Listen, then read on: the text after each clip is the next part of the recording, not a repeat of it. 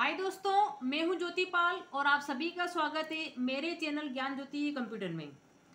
दोस्तों, टेलीविड accounting concept में जहां पर कि हम अकाउंटिंग की थ्योरी पढ़ रहे हैं, उसमें आज हम देखेंगे कि मेथड ऑफ जनरलाइजिंग मतलब जनरल एंट्री करने की मेथड क्या है। क्योंकि पिछले वीडियो में हम बात कर चुके थे दोस्तों कि डेबिट और क्रेडिट क्या होते हैं, वास्तव में डेबिट और क्रेडिट का मतलब क्या है, ये मैं आपको पूरा समझा चुकी हूँ। अगर आपने वो वीडियो नहीं देखी है दोस्तों तो प्ले लिस्ट पे जाके आप देख सकते हैं, और सीरियल वाइज अगर आप देखेंगे दोस्तों तभी आप इस कोर्सेज का बेनिफिट ले सकते हैं। तो आज हम बात कर रहे हैं कि एक्चुअली में मेथड क्या है जनरल एंट्री करने की। तो मैं आपको दोस्तों दो मेथड पे बात करूंगी। आज अपन पहली मेथड पे बात करेंगे कि एक्चुअली में मेथड क्या है। बाकी डेबिट क्रेडिट से क्या मतलब है ये मैं आपको पूरा एग्जाम्पल के साथ बता चुकी हूँ। तो वो वीडियो आप जरूर से देखें, तभी आपका बेस बनेगा दोस्तों, तभी आपको मजा आएगा। तो अपन फटाफट देख लेते हैं कि अपना कहाँ तक का क्या हो गया था। जैसा कि आपको पता है कि अपन ने देख लिया था कि बुक कीपिंग में स्टेजेस क्या क्या होती है। सबसे पहले अपन क्या करते हैं, ओरिजिनल रिकॉर्ड मतलब अपन बुक्स में एंट्री करते हैं। सबसे पहले स्टार्टिंग यहाँ से होती है कि अपन एंट्री करते हैं, और ये मैं आपको एक वीडियो में बता चुकी हूँ कि एंट्री करना क्या होती है। सबसे पहले हम कौन सी बुक्स में एंट्री करते हैं, उसके बाद फिर हम क्या करते हैं, क्लासिफिकेशन करते हैं, फिर हम उस लेजर की पोस्टिंग करते हैं, उसको बोलते हैं लेजर बुक। जिस बुक में आप करते हैं उसको बोलते हैं लेजर बुक। और फिर साल भर हमारा यही काम होता है दोस्तों, बुक्स में एंट्री करना और लेजर में पोस्टिंग करना। उसके बाद साल के एंड में हम क्या करते हैं, सारे अकाउंट क्लोज करते हैं, जो उनके बैलेंसेस बचते हैं उनके बेस पे भी हम बनाते हैं ट्रायल बैलेंस, और फिर ये सब सारी रिपोर्ट हम तैयार करते हैं। फिर ट्रायल बैलेंस के बेस पे आपका trading account, Pindar account, balance sheet, cash flow, fund flow, फिर जितनी रिपोर्ट आपको तैयार करना आप कर सकते हैं। ये आपके दिमाग में पिक्चर बनी रहे इसलिए मैं आपको फटाफट बता रही हूँ। तो पिछली वीडियो में दोस्तों मैंने बात कर ली थी कि एक्चुअली में बुक्स ऑफ ओरिजिनल रिकॉर्ड्स क्या होते हैं। कि सबसे पहले जब भी कोई लेन देन होता है बिजनेस में, कोई भी ट्रांजेक्शन होता है दोस्तों बिजनेस में, तो सबसे पहले हम क्या करते हैं, एक बुक में लिखते हैं जिसको कि हम अपनी भाषा में लिखते हैं समझने के लिए। एक डायरी में लिख लिया आपने, एक रफ कॉपी में लिख लिया, जस्ट अपनी भाषा में, इसको बोलते हैं मेमोरेंडम बुक। मतलब ये कंपलसरी नहीं है लेकिन रखते हैं हर एक व्यापारी ताकि कोई ट्रांजेक्शन छूटे नहीं। कि भाई आज बिजनेस में क्या हुआ, किसको कितना पैसा दिया, क्या आया क्या नहीं आया, कितना माल आया क्या नहीं हुआ, एक वो रिकॉर्ड रखता है। वो उसकी अपनी खुद की भाषा है, खुद की अपनी लैंग्वेज है। देन फिर उसके बेस पे वो जनरल में एंट्री करता है। अब यहाँ से जनरल बुक शुरू हो गई है। जब मैं जनरल बुक बोलूँ ना दोस्तों, इसका मतलब यहाँ से अकाउंटिंग शुरू हो गई है। अब इस अकाउंटिंग में डेबिट क्रेडिट होगा, तो उस डेबिट क्रेडिट के रूल्स होते हैं, कुछ नियम होते हैं, और डेबिट क्रेडिट क्या होते हैं ये मैं आपको बता चुकी हूँ। देन फिर हम करते हैं लेजर में पोस्टिंग। ये आपका सीरियल वाइज होता है आपका कार्यक्रम। ठीक, आप चाहें तो ये तो आपकी जनरल बुक है, इसी की और क्लासिफिकेशन भी कर सकते हैं। जब कोई बड़ा व्यापारी होता है जिसके बहुत ज़्यादा ट्रांजेक्शन होते हैं, तो वो एक ही बुक में एंट्री करने के बजाय, एक जनरल बुक बनाने के बजाय, वो उसी बुक की और क्लासिफिकेशन कर सकता है। आप कैश बुक अलग कर दो, आप परचेज बुक अलग कर दो, सेल्स बुक अलग कर दो, परचेस रिटर्न अलग अलग कर दो, सेल्स रिटर्न अलग कर दो, बिल से रिसीवेबल, बिल से पेबल एंड जनरल प्रॉपर बन जाए। जो एंट्री कहीं नहीं होगी वो कहाँ होगी, जनरल प्रॉपर में। ये सारा चीज़ मैं आपको बता चुकी हूँ। देन फिर अपन बात कर चुके हैं कि इसका प्रोफार्मा क्या होता है जनरल का, ये भी देख लो। यहाँ डेट होता है, ये पर्टिकुलर्स है, जहाँ आप लिखते हैं डेबिट क्रेडिट, यहाँ लिखते हैं आप नरेशन। देन लेजर फोलियो, क्योंकि यहाँ से लेजर में पोस्टिंग होगी तो उस लेजर का पेज नंबर होगा कि ये अकाउंट उस लेजर में किस पेज पर है। फिर डेबिट का अमाउंट यहाँ लिख दो, क्रेडिट का अमाउंट यहाँ लिख दो। तो ये प्रोफार्मा है, ये पिक्चर आपके दिमाग में दोस्तों होनी चाहिए। देन फिर हम बात करते हैं आगे कि ये जो प्रोफार्मा होता है उसमें कैसे एंट्री होती है। तो यहाँ पे लिखते हैं हम ईयर, यहाँ लिखते हैं हम मंथ, यहाँ लिखते हैं हम डेट, और जो अकाउंट डेबिट हो रहा है उसका नाम लिख के उसके आगे डी लिखा जाता है। फिर थोड़ा सा आगे करके अपन लिखते हैं टू, फिर जिस अकाउंट को आप क्रेडिट कर रहे हैं उसका नाम लिखो, जैसे कैश अकाउंट हो रहा है कैश अकाउंट। तो इस प्रकार से इसका प्रोफार्मा बनता है। यहाँ पे लिखते हैं हम नरेशन, ये लिख दिया आपने अमाउंट। ये आपको दिमाग में पिक्चर हो गई है। देन फिर अपन ने बात कर ली थी कि एक्चुअली में कॉन्सेप्ट ऑफ डेबिट क्रेडिट क्या है। दोस्तों ये बहुत वैल्यूबल आपका वीडियो था, इसको जरूर से आप देखें। ये एक कॉन्सेप्ट बताया मैंने आपको कि डेबिट मतलब होता है लेना, क्रेडिट मतलब होता है देना। क्या लेना, कैश अगर आप लेते हैं या आप चेक के थ्रू कैश लेते हैं, या आप कोई माल खरीदते हैं, माल को अपन गुड्स बोलते हैं ध्यान रखें, या कोई वस्तु खरीदते हैं उसको बोलते हैं थिंग्स, या कोई सर्विसेज आप ले रहे हैं उसको बोलते हैं सर्विसेज, या कोई प्रोमिस आपने लिया तो उन सबको डेबिट करना। और यही चीज़ अगर आप देते हैं ना दोस्तों, उनको करते हैं क्रेडिट। तो ये तो मैंने आपको एक कॉन्सेप्ट बताया था कि डेबिट क्रेडिट का कॉन्सेप्ट क्या है। लेकिन एक्चुअली में एंट्री कैसे होती है, एंट्री कैसे की जाती है, उसके क्या रूल्स हैं, वो अपन आज देखेंगे दोस्तों। ठीक है, उसके बाद अपने, अब जैसे कि आपको मैं फिर से रिमाइंड कर रही हूँ कि अपने टाइप्स ऑफ अकाउंट पढ़ चुके हैं, इसका अलग से वीडियो है, उसको ज़रूर से देख लेना। तो आपको पता है कि 3 प्रकार के अकाउंट है मेनली। पर्सनल अकाउंट है आपका, रियल अकाउंट है और नॉमिनल अकाउंट है। पर्सनल अकाउंट में सारे पर्सन में सब आ जाएंगे दोस्तों, कृत्रिम व्यक्ति भी, अकृत्रिम व्यक्ति भी, प्रतिनिधित्व करने वाले व्यक्ति भी, सब आते हैं उसके अंदर। फर्म के नाम, कंपनी के नाम, किसी भी पर्सन का नाम, सब पर्सनल अकाउंट में आता है। रियल अकाउंट में सारी असेट्स आपकी, जो भी आपकी थिंग्स है, मतलब वस्तु के फॉर्म में हो या राइट्स के फॉर्म में हो, सारी आपकी रियल अकाउंट कहलाती है। नॉमिनल अकाउंट क्या है, जितने भी आपके एक्सपेंसेस है, इनकम है, प्रॉफिट एंड लॉस है, सारे कहलाते हैं आपके नॉमिनल अकाउंट। इनको अच्छे ढंग से दोस्तों स्टडी करना, तभी आप आगे बढ़ते जाएंगे तो आपका बेस बनेगा।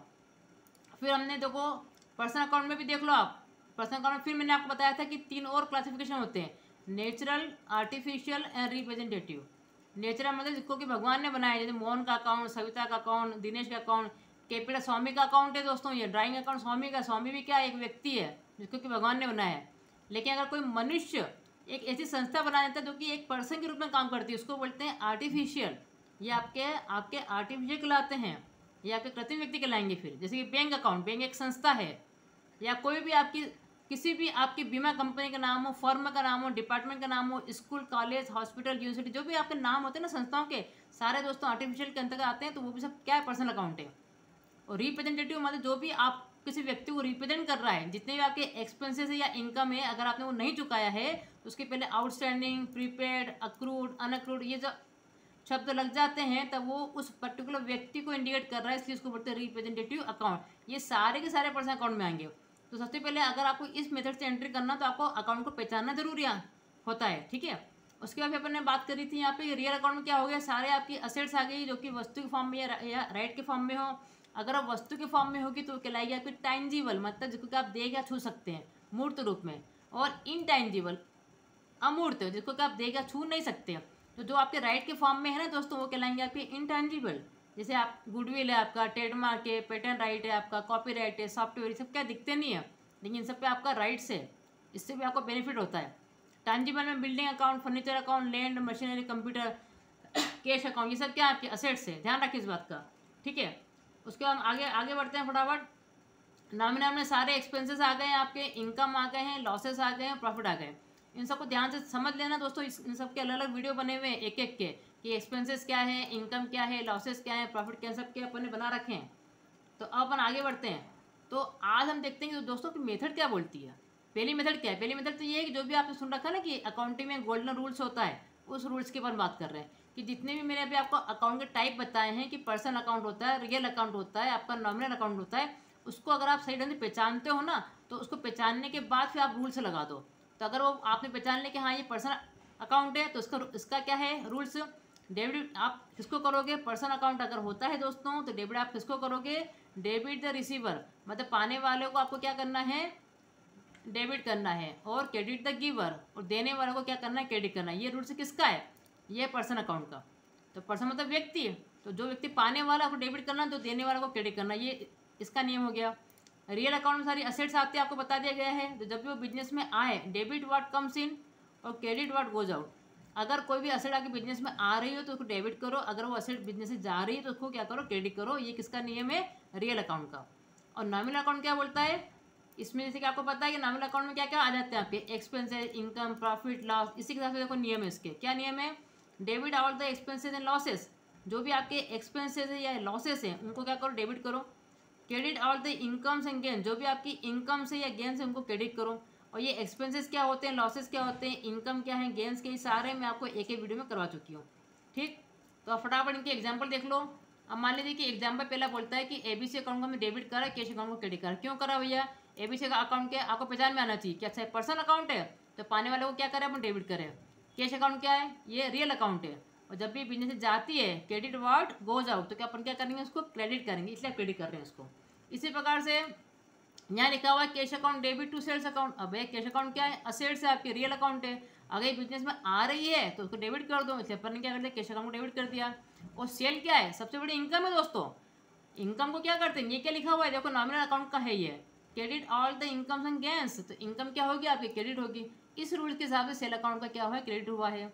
Then salary account debit to bank account लिखा हुआ है। अब सैलरी क्या है आपका, एक्सपेंसेस है, खर्चा है, और यहाँ क्या लिखा हुआ है, debit all the expenses and losses. इस नियम के हिसाब से हमने सैलरी अकाउंट को डेबिट करा है। और बैंक अकाउंट क्या है दोस्तों, चूंकि एक संस्था का नाम है इसलिए एक पर्सनल अकाउंट है, तो देने वाली कौन है, ये पर्सनल अकाउंट, देने वाला ये है, तो क्रेडिट द गिवर, इसलिए हम बैंक अकाउंट को यहाँ पे क्या कर रहे हैं, क्रेडिट कर रहे हैं। तो ये रूल्स के हिसाब से डेबिट क्रेडिट हो रहे हैं दोस्तों।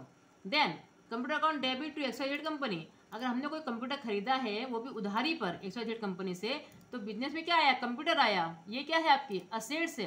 और जब भी बिजनेस में कोई असेट आती है अपन क्या करते हैं, उसको डेबिट करते हैं, इसलिए अपन कंप्यूटर अकाउंट डेबिट कर रहे हैं। और देने वाला कौन है, ये चूंकि एक पर्सन का नाम है और जो भी कुछ देने वाला होता है क्रेडिट द गिवर, उसको अपन क्या करते हैं, क्रेडिट करते हैं। इसलिए अपने एक्सवाइजेड कंपनी को क्रेडिट कर दिया है, क्योंकि अभी आपने उधारी पे खरीदा है, इसलिए आपने एक्सवाइजेड कंपनी को क्रेडिट कर दिया है। तो ये ध्यान रखें दोस्तों कि इस रूल्स को अगर आप फॉलो करते हैं तो आपको अकाउंट पे कमांड होना बहुत जरूरी है। आप फटाफट अकाउंट को देख के पहचान दें कि कौन सा रियल अकाउंट है, कौन सा नॉमिनल अकाउंट है, कौन सा पर्सनल अकाउंट है, और फटाफट उसके यहाँ पे रूल्स यहाँ पे रख के आप डेबिट क्रेडिट कर सकते हैं। इसके अलावा मैंने डेबिट क्रेडिट का कॉन्सेप्ट क्या है ये आपको अलग से बता दिया है, उसको भी आप माइंड में रखें। इसके अलावा एक मेथड और होती है, उस पर अपन अगली बार चर्चा करेंगे। तो आज का आपका इतना ही था दोस्तों, इस पर अपन ने बात कर ली है। बने रहे चैनल पे, लाइक करें, शेयर करें, सब्सक्राइब करें। Thank you so much.